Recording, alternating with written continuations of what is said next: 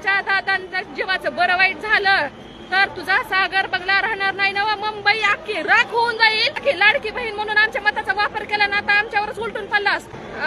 मी माझ्या मुलीची परीक्षा आहे, मुलीला मी ठेवून माझी फॅमिली सगळी गावाकडे ठेवून मी एकटी इथं आले आणि विशेष म्हणजे लक्ष्मीचा सण ती सुद्धा बाजूला ठेवून आले. कारण की आमच्या मुलाबाळांवर अशी वेळ आली की एका एका मार्कावर आमची मुलं जातात आणि फाशा घ्याव्या लागते त्या.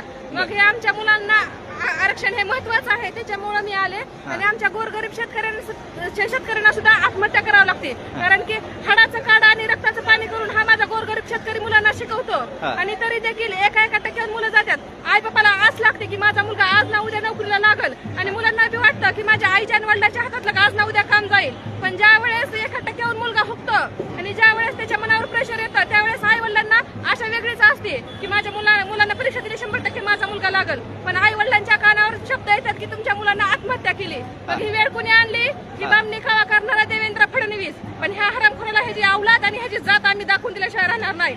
वाघाच्या जबड्यात घालून हात मोजितो दात मर्द मराठ्याची आमची जात. एकदा एकतर आम्ही मैदानात उतरत नाही आणि जर उतरलो तर माघार घेत नाही, कारण की छत्रपती शिवराय